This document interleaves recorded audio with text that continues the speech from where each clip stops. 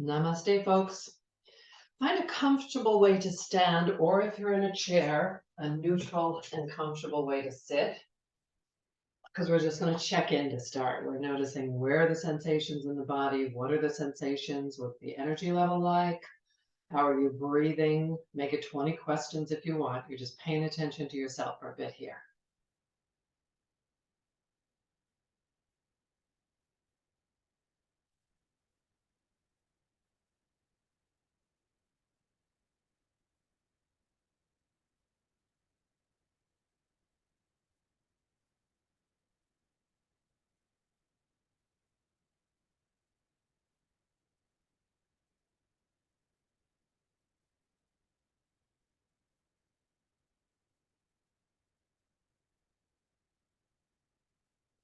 Start to notice any of the areas of tension. Can you relax any of those?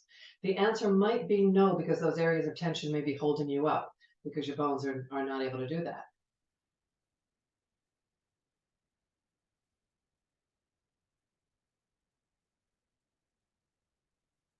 And let's arrange things so that your bones have the best chance of doing what they're meant to do, which is support you. We need to start down here at the foundation with our feet, and we'd like our feet to be hip distance apart. And you can do this when you're sitting as well. So hip distance, if you follow your hip bones around until you run out of bone and you start running into belly instead. If you line up the middle of your feet roughly with those hip bones, we're close enough to the hip joint. We want the outside edges of the feet to be pointing forward. For some of you, that's going to make you look a little more pigeon-toed than you're used to. And we're going to put most of our weight on our heels, which is where the leg bones line up over your ankle, the joint, the bones, all that, roughly right above your heel. And then we're going to stack up the leg bones, Tinker Toys, erector sets, things of those sort. And then we've got a pelvis, hips, which we're going to call a block, and we're going to try and stack that right on the leg bones. Again, there may be lots of reasons why these bones don't want to go there easily. We're not forcing, we're just doing the best we can. And then your ribs are going to be a stack, and your head is going to be a stack. And your arms are hanging off of your shoulders, and you want to feel as if they're hanging off your back. They connect into your shoulder blades back there, and that's where we'd like them to hang. So that alignment gives us a foundation in our feet, heel bones and outside edges, and then support from our bones up the legs, hips, spine connects to the rib cage, spine connects to the skull. And again, check in with your breathing. See if you can find a nice, even, steady rate of breath. If it feels like it's too fast or too slow, it probably is for you. See if you can find a speed that's moderate, easy to maintain. And if there is no such thing, it's not about beating yourself up for it. You simply notice, okay, I need some variation in my breath. A lot of yoga is about telling the truth about who we are in the moment, no matter who we think we are.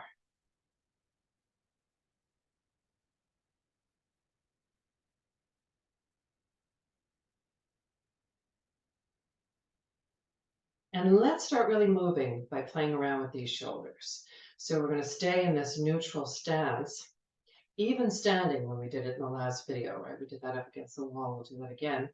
Just rolling the shoulders around. You also did that if you took a look at the last video and went through it. Notice this time how your shoulder blades are moving. That's going to count for a lot here in a moment or three. And try the other direction. Find all the good places to let go.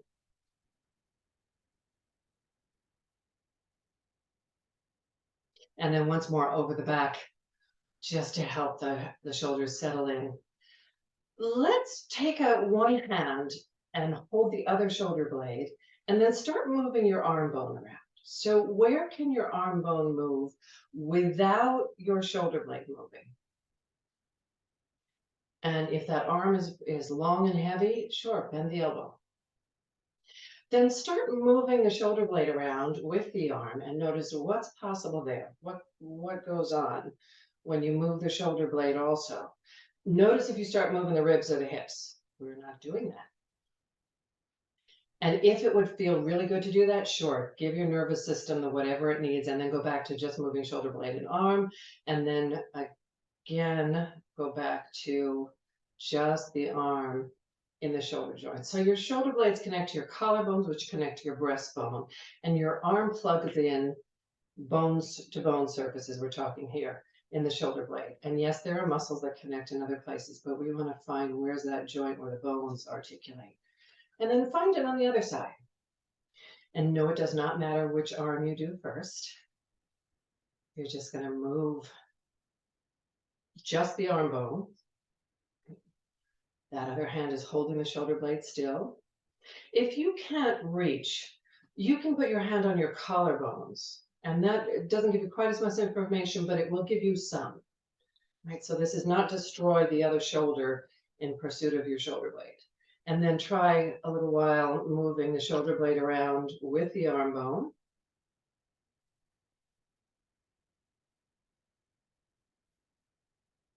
And go back to just moving the arm bone.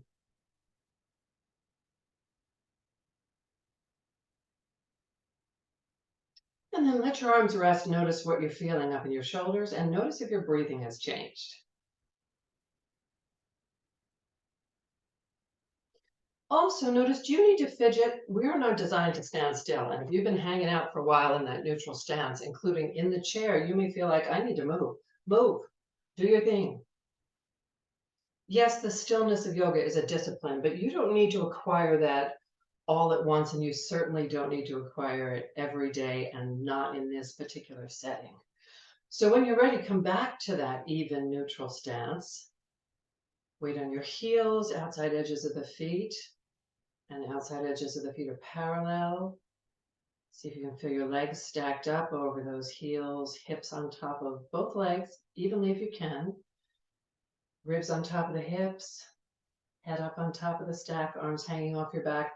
You can acquire this sense over time. If it feels really challenging to know where your body parts are, you are not alone. There's nothing wrong with you. This is life in America and many other countries in this day and age. So let's shorten the length of the arm so we can play more with movement. And start circling your elbows. I would suggest that you start small with the idea that you're going to keep your shoulder blades still for the moment. And then start circling bigger and bigger, and you'll start to notice that your shoulder blades get involved, and that's okay. Let them get involved. So in an ideal world, the one we don't live in, your elbows will touch in front, they will point completely to the ceiling, they will go somewhat behind you, they will not touch in back, and they will point toward the floor. So you're going as close to that as you can, noticing where your shoulder blades are going, and then change direction. Start small. So now we're going to see if we can keep the shoulder blades still. Do the best you can, because again, you may not have an awareness of when they're moving. And then start letting them move in pursuit of a larger range of motion,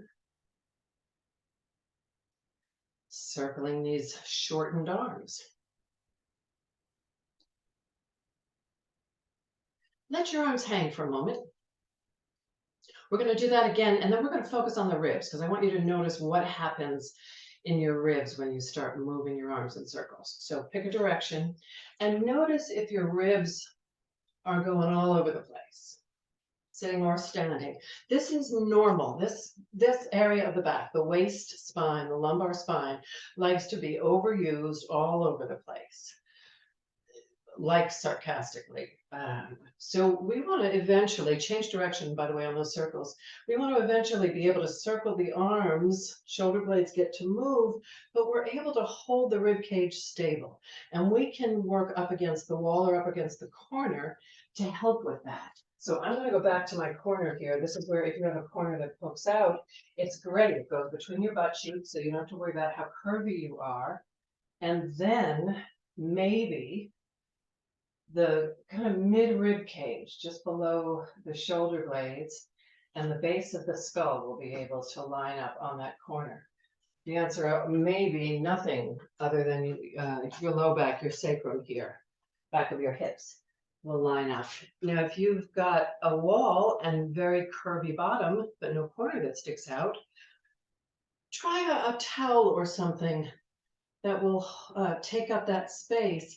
And you can see if you can gently press your lower ribs back against whatever that surface is. If your lower ribs are anywhere near this corner, see if you can gently get those lower ribs back there. So we're in our even standing, our samastiti. We're still on our feet. The wall is a feedback system. It is not a support system here. So again, even standing, samastiti has us both feet, and you can shift back and forth. Same thing on the chair, but you're concerned with your sit bones here. So you can be shifting back and forth on your sits bones on the chair until you feel like you're even. And maybe you'll have some feedback from the back of the chair. Again, the towel or pillow or whatever you happen to have handy. If there's not a long flat back, and yet you have a curvy bottom even when you're sitting, right? We don't want the bottom underneath us. When you're sitting, your bottom slopes a little bit backwards from the rest of the spine. We want that. In an ordinary spine, this is one of those mileage may vary points. So spend a moment, again, letting go of all of that. And then go back to, can you get your lower ribs under control? It's likely to feel weird. This is actually engaging some of your core. But it comes from releasing your back. So if you're trying to frantically to do nothing but abdominal work to make this happen, can you relax something in the lower ribs and in the lumbar spine, your waist and lower back, in the back of the body? What can you let go of there? We are not looking for perfection here. We are celebrating micrometers when changes happen. Then let's move the arms as high as your shoulders will let you without moving the ribs. So this is Urdhva Hastasana. It just means upward hands. And normally when we reach up, we get the lower back involved a bunch. Some of you may find that, oh, I can only get to here. Yay, you can get to there. It could be worse. There's always a could be worse, right? Play around the edges there. Rather than letting your back go, play around the edges. It's very satisfying for our mind and our nervous system to go to that extreme. So if it's been a ton of work for you to restrain those ribs, yeah, do a couple where you let yourself go into that horrible whatever, because it'll do a nice opening in the front for you, and then go back, indulge the child, and then come back to the adult self. Now, breathing that can help this is to inhale the arms up and then exhale the arms down. That inhalation can swell your ribs backwards if you think of breathing into your back. Then let it go for a moment. Observe. Fidget if you need to. And then go back to that neutral and restrained place. And we're going to go to Urdhva Hastasana, upward hands, and we're going to stay there. So we've got our weight even on both feet. They're well lined up. Our bones are supporting us on top of the heel bone.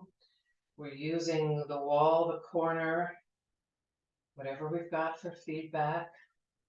If you are out in the middle of space, right, or a stool without a back, just do the best you can. Your system will learn more and more and more how to manage this. So again, we are focusing mostly on this element here of what are the lower ribs doing. As long as the lower ribs are stable, you can start to lift the front of the elbow up off the underarm. And you will notice that your shoulder blades go somewhere. They may go up toward the back of your neck. Make sure that the back of your head is not trying to crimp backwards. We want to keep the back of the neck long, even if the shoulder blades are coming up. Eventually, what happens is you reach a looseness here in the chest and upper arm, where your shoulder blades can settle back down your back. And maybe even with your ribs held, nag, nag, nag. Your thumbs might touch the wall up there behind you. We have hands in this palm facing each other position, right? And even our fingers are reaching up. And you have been there long enough, but I'm going to keep you there for a moment. Next time you exhale, push down on your feet, reach up with your fingers, and see if you notice yourself stretching in the middle. Take a big breath there, and next time you exhale, let the arms come down. Good, let yourself just breathe. Just breathe. And then observe what you feel like in there. And then do all the squirms. I often say this, so if I said it the last time, it still bears repeating. One of the worst lessons you ever learned in your life was sit still, stop squirming, stop fidgeting. Please go back to fidgeting, unless it's a hazard to you and those around you. Please go back to fidgeting. That's your body trying to tell you, I need movement. I need a break. So whether you're in your chair, whether you're standing, you want to find the movement of your shoulder blades where they come together. They move toward your backbone, towards your spine, toward the midline, the medial line of your body in the back. So there's a set of muscles between the shoulder blades that do that work. They also do other stuff. And we want that movement ability. But since most of our life is out here, these muscles on the chest, you've heard of your pectorals, and there's a bunch of others involved, gang up and are constantly keeping us in this position. But then these muscles between the shoulder blades are going, no, no, no, you still need to be vertical. There's a tug of war that goes on. The more you can learn to let go of this front of the body, the better for your ability to remain vertical, so that those grouchy muscles between your shoulder blades get a chance to stop being curmudgeons from overuse.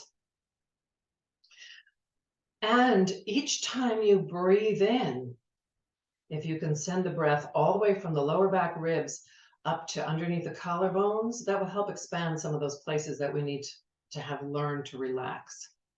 So we got our shoulder blades moving backwards. Let's go to the other end of the arms here, your hands. Interlace your hands. So you're just winding one finger between the other. You can bring your palms together. Notice which thumb you put on top. Notice how that feels. Find your support from underneath, right? If our support is wonky, most of us don't stand in an even way, right? Most of us have a favorite way of standing. And most of the time, it involves our shoulders having to hold us up, which makes it really tough to let this go. So find that support system underneath you. You've got your hands interlaced, or you're going to interlace them again. Change the interlace. So the other thumb is on top. Move the fingers over. You may even want to play going back and forth. You may find that going back and forth is like, what? This should be easy. How come I can't do this? Do not panic. It improves over time. You are literally making new connections in your nervous system when you do this sort of thing. Come back to that place where it feels normal, whichever thumb is on top that feels like, oh, home base. Then press with your fingers down into those finger webs. It's as if you are trying to make your fingers longer by pressing into the palms. You can even get in between the thumb. Do that on both hands. Our hands work a lot if we are holding and manipulating things, and they tend to work only in one direction. And then you want to feel with your fingertips between the long bones on the backs of the hands. What does that feel like there? Are there spaces? If things are tender, please avoid. Go into a neighboring area. You have two hands that you're going to do that on. Sometimes it'll feel really good to press in there because, yes, things get stuck in our hand. We have nurturing systems and we have waste removal systems. And hands are at the end of the line here, right? So when circulation is not ideal, all sorts of stuff can get stuck in the hands. And we may be getting things moving here that have not been moving. Then we've got these big muscles here that help us close our thumb. And we've got another mound of muscles here that help us curl this side of the hand in. And we're going to spread those out like pie dough. I use the heel of the other hand because some of us have thumbs that bend backwards, and you are not sacrificing body parts in pursuit of spreading the pie dough on your hands, right? We just want to spread from the middle of the wrist out along those fibers. And you can get both hands at the same time if you work with those heels of the hands. And then finally, we're going to go up at the other end of the palm, and we've got the connection between the fingers and the palms, and we want to loosen that up a bit. And yes, your joints may crack. There should not be pain in any of this. So some of us don't have a square palm. You may have to adjust how your fingers are interlacing in order to get to all those little happy spots where you can get each of the fingers to open in a direction that they don't. When do we do this, right? We're usually this direction. So we want to get things a little open. Then let's combine this bringing the shoulder blades together with this hand interlace. Just lace your hands behind you, bring the shoulder blades together, and then see if you can straighten your elbows. For some of you, you're going to try and get your hands behind you. They're not going to meet. Your shoulders are not willing to go that far yet. Grab a towel, grab a strap, and use that. So make it as wide as you need to use it. Play with what you're able to do here. Find a place where you can straighten your elbows as much as they're willing to straighten without going into pain and forcing. If this is easy for you, what are your ribs doing? Because some of us find, oh, I can do this because I'm sticking my ribs out. Can you get those ribs under control? With the ribs under control, some of you, without bending your elbows, may also be able to lift your arms away from your torso. If you had to lean forward to do that, you didn't lift your arms, you leaned forward. One other small thing here that has big impact are your palms touching, right? That's the place we're going for. Then let it go. Notice what you feel that's different. Notice what you feel that's the same. How are you breathing? Do you need to fidget?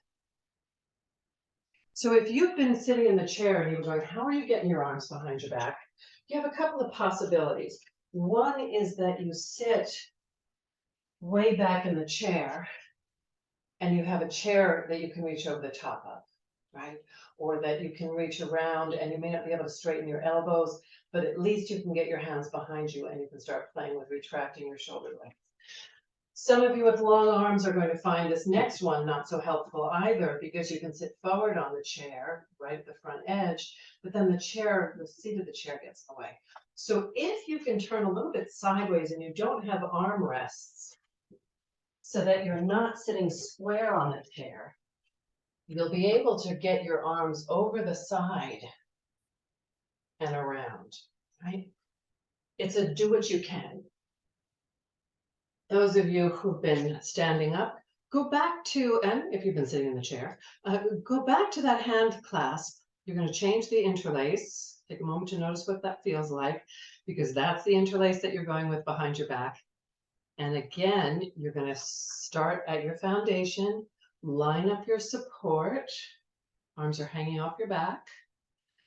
How are your lower ribs doing? You're going to keep them under control as you bring the shoulder blades together. Straighten the elbows, hang out there and breathe.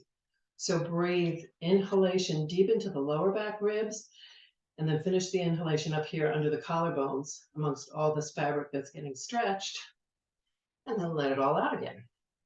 And if it feels okay to lift the arms away without letting the ribs depart, sure, you can also make this a little movement here. We're not losing the shoulder blades pulling together. We're doing that on purpose. That's not the only way to get arms behind you, but we want that. And we're mostly concerned with, are the ribs held and can we help with our breath? One more deep breath. Fill those lower back ribs with air. Fill the upper chest with air. Fill it with some more. Get a little bit more in there. And then finally let everything go. Okay, so let's go into Padasana. For those of you in the chair, I want to remind you that you're just taking your legs wide. This is easier if you sit on the front of the chair, and then the upper body will be the same. You're just on your sits bones for Those of us who are standing, if you have a slippery surface on the floor, that's what yoga mat started as. It was a sticky mat to keep our feet from sliding all over. So if it's easy to spring out, sure. Otherwise, any way that you can get your legs out there, outside edges of the feet parallel and outside edges of the feet weighted on the floor. Inner thighs screaming at you or falling on the inner foot, bring the legs in closer. You can expand the range over time. So we did this in the last video. Can you get your ribs under control? Can you get that sense? So we're not stacking directly up now, right? Our legs are kind of propped into our pelvis, but we'd like to be even on 2 feet. May not be your world. Just do what you can here. And we still want the weight on the heels and outside edges. And once you feel that's even, can you stack the ribs and the head above the hips? Can the arms come off the back? And big inhalation, take the arms up. And we're going for starfish, right? So this roughly around your navel, center of gravity. Action is down through the legs, up through the top of the head, and up and out to the fingers. Palms are down, right? So we're being as broad and as tall as we can without hardening, right? So there might be a certain amount of tension, gentle tension, but there is not tenseness. Are you still breathing? Lower back ribs. You can breathe up into that upper chest. We want both. We don't want to sacrifice the lower back ribs when we breathe. We don't want to sacrifice the upper chest when we breathe. And then from here, either you can jump in or you can just exhale, let the arms come down and step in. So if you're jumping, you may have to adjust your feet to a place where you have some control. And you take a moment in your samastiti, or even standing, to just notice what just happened. Now who am I? Or even sitting. It's still samastiti if you're even sitting. Okay, so let's do a little bit of twisting and rotating. If you're sitting in the chair, you're just going to stay even on your sits bones and swing through the ribs. Those of us on feet can do a little bit more. This is an easy twist. This is not about expanding range of motion. This is just about loosening things up a bit. This is our spine rotating. If we are standing, hips are going, legs are rotating, your knees are free and easy, your ankles are rotating. We've got all sorts of twisting, gentle twisting going on. This is a really good thing to do every day. Do it for 5 seconds, 10 seconds. We're doing it for more than that. And then slowly let the twist go. Come on back into the middle. So your hips have been going in different directions if you have been standing. If you have been sitting, I had you glue your hips because I had something in mind. While I'm talking, do a little bit of shifting back and forth so that the hips get to twist as well, because that's going to come in a moment. Okay, so we want to find how to rotate the leg, and the leg could rotate. Let me join the folks who are sitting here for this one. Your leg can rotate just from your foot. Your leg has a little bit of rotation from the knee, but we want to find the rotation from the thigh bone, the hip joint, right? So if you've been sitting in the chair, twisting your hips, you are now going to have them stay still, and you are going to open and close the leg, which involves some rotation, but you also want to do various versions of putting the leg in different positions where it's closer to straight, because that's that screwdriver or opening, closing a jar. If you've been standing, we're working with rotating from the heel with the leg right underneath us. Try that a few times each leg.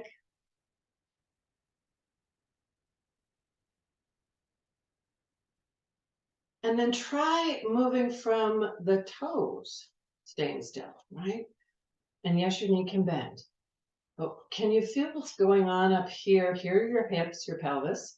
Here's your thigh bone. Can you feel the hips staying still?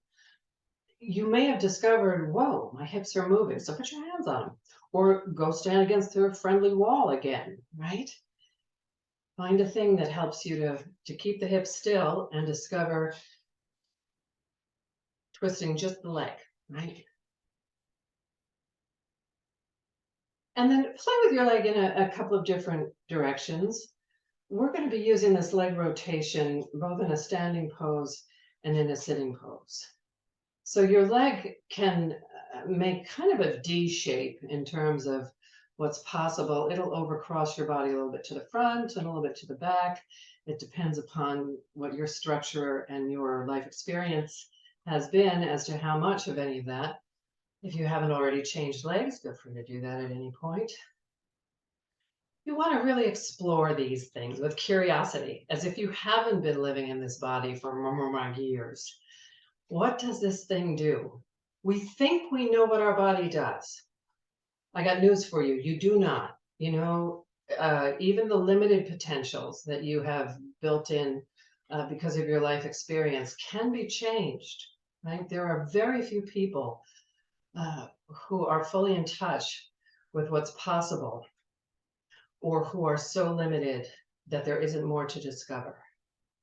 You are not likely one of those individuals. Bring your legs back underneath you and notice what you feel. So it might be a feeling of being tired. It might be a feeling of more circulation, more warmth. If you have terrible circulation in your feet, you may have discovered that, oh, something's going on down there. A lot of stuff runs through the hip joint. So let's use that rotation in Parshva which is the side version of Padasana. We'll do it first standing. And those of you who are in a chair, you're going to be turning slightly. We start when we're standing in Padasana and then rotate our legs. In the chair, we turn the hips and then find the wide legs. So here we are in Padasana. We're going to bring the arms down for a moment while we find what's going on with the feet. Pretend that 12 o'clock on a clock face that's lying on the floor is over there on the short end to the left side of your mat, right?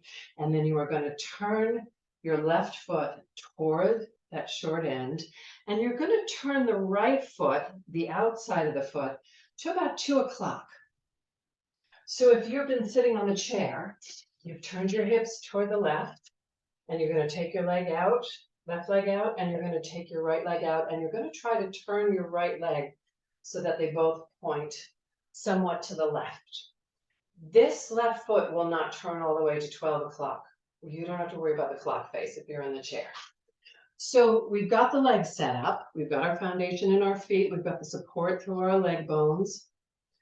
When we place the feet here, ignore this if you're in the chair. If you're standing, rotate the thigh bones away from each other. That's going to kind of lock in the legs.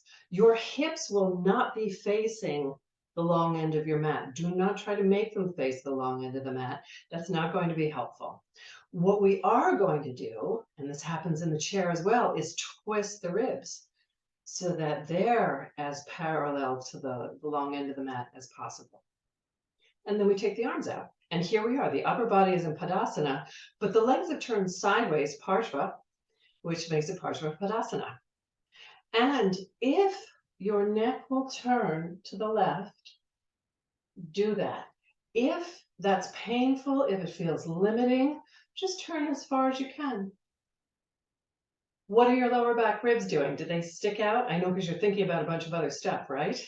See if you can get those ribs stacked on top of the hips, the head stacked on top of the ribs. One more big breath. Reach in that starfish, the same way you did in Padasana. And then as you exhale, bring those feet back. And if you're sitting in the chair, you're just going to bring yourself back through neutral, and then you'll swivel on your bottom and then open the legs. Standing, we're just going to turn the clock around. So now 12 o'clock is over here, short right end of the mat.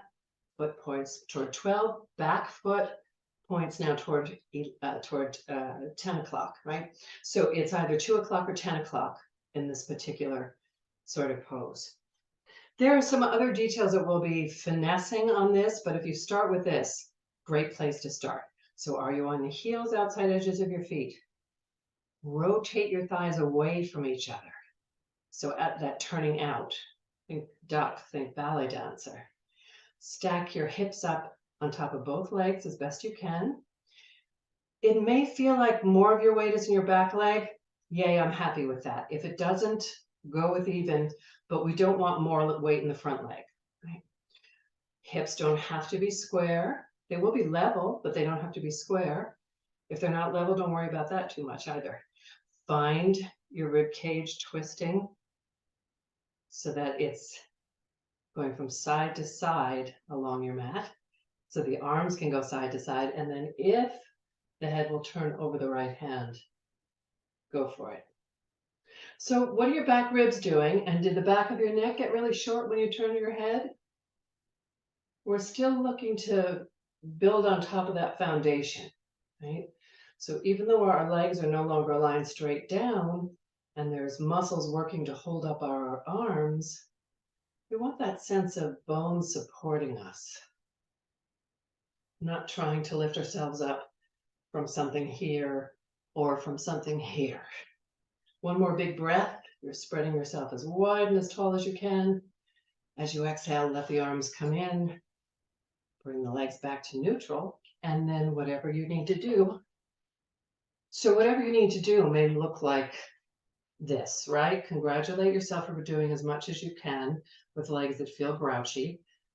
Practice landing by bending your knees.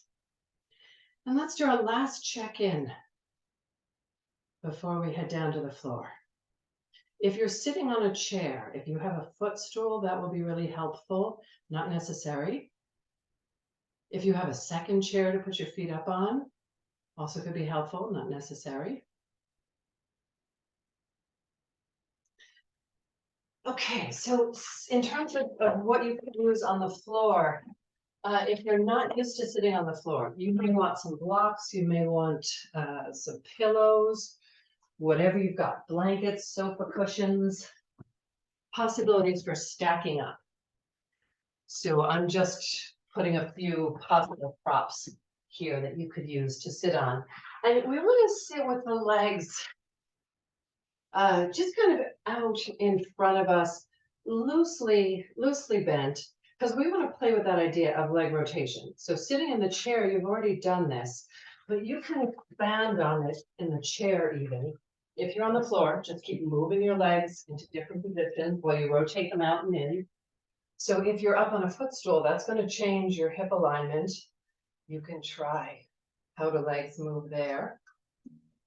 If you're using a second chair, it'll change it even more, and it may tempt you to lean backwards in the chair, which I'm so sorry. And play again. We want to stack up the bones, right? So from sits bones, the hips are one block on the edge here. Ribs are a block, head is a block, same as when we're standing.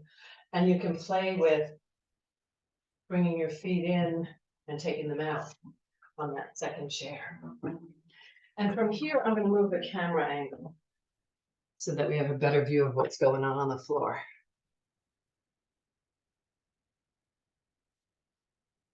Okay, so we've been playing, hopefully you've been playing while I've been talking to people in the chair. How do your legs rotate? Because now we're going to use that rotation sitting cross-legged. And let's use the left leg crossed in front. So I'm gonna pretend that this is a horrible position for me. And this is what I'm having to do. And if you look at me sideways, do I look like my bones are stacked up? Oh, this is so hard. I'm suffering with you. If this is not, if you can't get to this place where your hips are on your sits bones and feel there, feel through your butt cheeks, there are some bones there. They're called your ischial tuberosities, and we refer to them as sit bones all the time. Build yourself a throne. Start with a book, start with a block, start with a stack of cushions, whatever you need.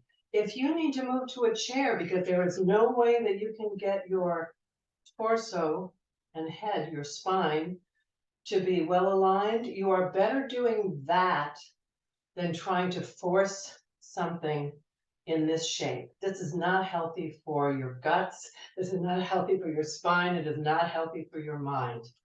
So kind of get over yourself. Sorry, but I do understand. It feels like defeat. It is not defeat. It is just a first step, right? I'm going to sit up a little bit. We want to, we're crossing left ankle in front of right. We want to notice a few details here. So this front leg, the heel, is going to be underneath the ankle of the leg that's in back. And the foot that's in back, right? This behind leg is holding on to the shin of this other leg, right? So these body parts may not be real comfortable, and you may decide you need to pad things. You may decide you need to move your feet further away from you. We will have leg changing in a moment, and you may notice that one side is much easier than the other. If your knees are above your hips by a lot, but you still have your spine straight, it's still better to have some support to take you up a little bit higher. We would like for your knees to be able to be not too much above hip level. Ideally, we would like your knees to be below hip level, but we're working a sitting pose right now, so we're allowing for a little bit of difference. The other thing that you can do is use stuff for support for knees that, again, we really don't want them up this high, but you do want some support if your hips are feeling hard, if your inner thighs are feeling really grouchy. If you're on the chair and you haven't figured out how to make this happen, your legs are either up on the footstool or on the second chair, or you're just sitting this way, right, and letting your knees fall outward. If you're in an armchair, just sit toward the front and let your knees fall as open as they're able to. And then change the crossing. So now you've got your right ankle crossed in front. We're in a posture called Sukhasana. Sweet, easy, comfortable pose. It's got a lot of translations. There are a few seated poses that are cross-legged like this. And depending upon which yoga tradition your teacher was trained in, they may give you completely different directions to what I'm telling you for Sukhasana. The tradition in which I was trained, Sukhasana crosses at the ankles. So that doesn't mean you argue with your yoga teacher about what's right and what's wrong, because most of us are all correct. There are certain things where we all get it wrong, but in terms of different traditions, there are a lot of viewpoints. We would definitely like these legs to get very comfortable because we're rotated, right? We did that leg rotation because these legs are rotated. They're not in neutral anymore. We would like these legs to get comfortable with rotating, and we would like them to get comfortable with the thigh bone dropping heavily toward the floor. I'm going to come off my bolster for a moment here. It's not that we're pushing down on the knees. It's that we're letting the very top of the thigh bone up by the hip joint. It rotates and then it drops down toward the floor. I'm sitting with my hands roughly on my knees. I'm moving around a lot, right? As long as your arms are still coming off of your back, you can play with hands up. If you know mudras, finger positions, absolutely, go for it. You can also use your hands behind you as long as you're not hanging off your shoulders. That can be a lovely reminder. And a gentle point of support. We would really like the support to be, the foundation here is your sits bones. There's an auxiliary through the ankles, and the spine is all supported here. And if this is a comfortable way for you to sit, sure, stay here, and you can go to whichever is your favorite leg to be crossed in front, or change to a way that's more comfortable to sit, because we're just going to take a moment in our face. Tips of your fingers, starting up at your forehead. You're just going to tap on your skin lightly. You are not drilling for bone here, right? And then go around your temples, get very light, very gentle on the temples. And you can go around under the eyes, still very light, very delicate skin there. Up and down the side of the nose, also very light. We don't like interference with our breathing system, right? And then you can get vigorous again as you go to your cheeks. Notice if your hips hardened up, that means you need to change the way you're sitting. If you suddenly collapsed, stack everything up again. If your arms are coming forward, keep them on your back. I know we're just tapping our face. Why is she talking about all that other stuff? Upper lip, lower lip, and the chin. We're getting circulation going here underneath the chin.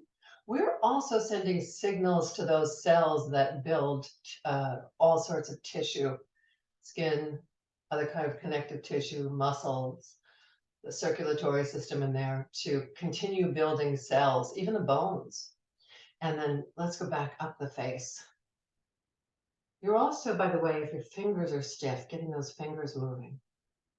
I'll remind you that up and down the side of the nose is very gentle, under the eyes, very gentle, temple, very gentle. Otherwise, you can be pretty vigorous. You are not trying to cause bruising. And then let this all relax. We're noticing again. What are you feeling? Face. Maybe there's some continued sensations having to do with the way you're sitting. Make sure that they are not discomfort. Suffering is really not part of yoga, right? There may be a certain amount of mental discomfort or things being unfamiliar, weird, but if there are pain signals happening, that's not the place to stay. So let's play a little bit more with that idea of rotation in legs. If you're sitting in a chair, and even if we're sitting on the floor, we're going to keep the hips still for the moment. We just want to see how far do the thighs go if we let them go on our own with the legs bent. So we're starting in a place where the feet are flat on the floor. And then you can see how much movement happens in the hips if you go for one leg or maybe both all the way down. And then try separating the feet a bit and do that again. And it's going to change your range of motion. Okay?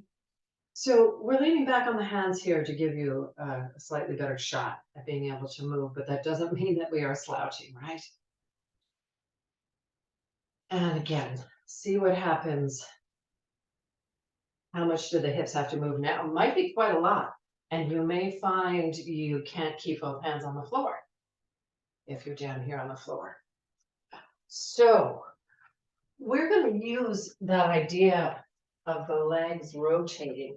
If you're in a chair, you are going to start, let's start actually, you'll turn your legs as far as your chair will let you so that you're sitting diagonally toward the left with your feet off to the right. And again, be kind to your feet. If they're grouchy there, please make sure that there's padding. So this may be a challenge for those of us on the floor. If you can sit on your heels, go for that. Some of you may suddenly be making a face. This is okay. I'm going to give you another option. You want to put a block, a book, a pile of cushions, something over next to your left hip. And then you're going to shift your hips over to that. And you may find that this is what your hips look like. This is what we call not level. If that's happening, you need a higher stack. If you cannot get a stack that's high enough for you to be able to shift over so that your feet are relatively next to you, they may be a little bit, this inside leg may be a little bit underneath you, but you want them relatively next to you. If that's not possible on the floor, chair, footstool, something that is possible. We have one leg turned in and one leg turned out. And I've put you on a side that may not be your preferred side. Those of you who are going, I can't get myself there from sitting on my heels, that's okay. Start with your legs out in front of you and then see if you can squirm your way over to anything like this. Those of you with knee stuff, this is a bit of a challenge, this posture. I'm giving you something to work toward over time. Put yourself in a chair. This is not admitting defeat. This is just going, here's where I really am today, knowing that my body could make changes. If I approach it gently over time, I am setting myself up for success. just by giving it a try and eventually success on the terms that we'd like to set up. I'm going to turn my back to you so we can talk a little bit about foot position.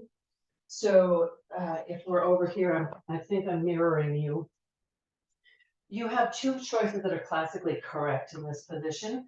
One is that your inside leg, the one that's closest to where you're sitting, the foot goes over the arch of the outside leg. If that doesn't work for you, the other classically correct position has the ankle just above the ankle of the outside leg on the arch of the foot of the inside leg. So this is your Bharadvajasana. Bharadva was one of the sages, warrior for righteousness. We're going to be doing a twisting pose, and twists are often named after sages, which I find very interesting. The labyrinth, perhaps, of wisdom. So this foundation is most important, being able to be even on your sits bones. Because if we try to twist a spine that is in a mess with no foundation, not so healthy, right? If your knees are complaining, I'm going to tell you again, get on a chair, get up on something higher. Once you have that stable thing, it's helpful to be able to reach the floor or an object behind you. If you're on the chair, you can use that seat of the chair or one of the arms or legs of the chair. Opposite arm comes across. Push down a little bit on both those hands and feel yourself grow taller, not by pushing your ribs out. Feel yourself grow taller all the way around your waist, all the way around your lumbar spine. We are going to keep the hips still. So pull backwards or pull backwards on the leg that's over on this side of you, the one closest to your feet, or push forwards on the hip that's furthest away from your feet, and you're going to twist away from your feet. So we want those hips to stay still. They are staying level, they are staying square. So that means they're not tipping and they're not twisting with you, right? The joints in the spine that know how to twist are in your rib cage. Oddly enough, right? You've got that big cage, but each of those joints and the connections between the spine, bones, the vertebrae, and your ribs all have joints that say, okay, here's how to twist. And each little bone does its part in this spiral that you're making. So you may feel fabric around your waist that's being twisted. That's perfectly normal. And you might try moving your nose a little bit back and forth up there to see if you can get your neck involved. So next time you breathe in, push down again on your hands. Check to make sure that your sits bones are still level. And then as you exhale, we're going to unwind that twist. And either squirm your legs out in front of you to set up to the other side, or come through the middle. Sit on your heels. If you're in your chair, you're just going to swivel around to the other diagonal. Again, if your knees are grouchy, we will address being able to bend your knees later, other classes. This is not the one that we're going to get into that. You want to be able to do the twisting. That's the part that we're focusing on here. If you can get your legs a little bit off center while you twist, fantastic. If you need to sit in a chair with both legs pointed straight ahead so you're in neutral, also fantastic. Again, we're giving you kind of the things to work toward. So important stuff. It's like having a nagging parent, isn't it? Are you on two sits bones? This is even sitting, Samastiti. We're back to that again. So level here up at the top of the hips, even weight. Where's your foot placement? Did you decide to put the toes of the inside foot on the outside arch, or did you decide to put the outside base of the shin, just above the ankle, on the arch of the inside foot?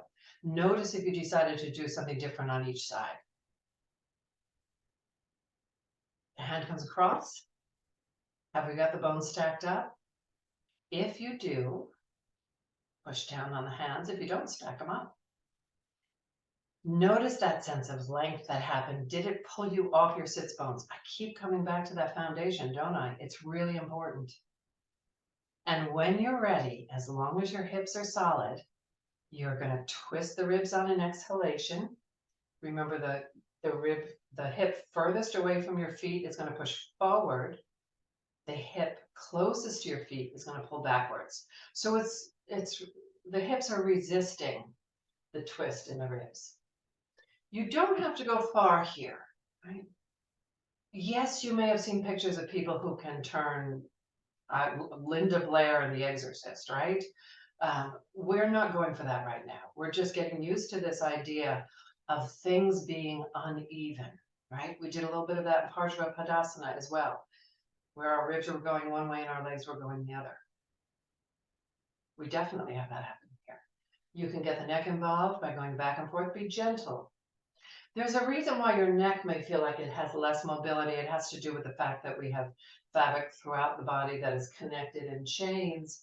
And if we are causing a twist or a pull in one section, it pulls and tightens other areas. So that may be going on here. And then we're going to push down as you inhale. And as you exhale, come on out of the twist and let your legs escape. If you're seated on the chair, come back to neutral. If you are on the floor, get into constructive rest.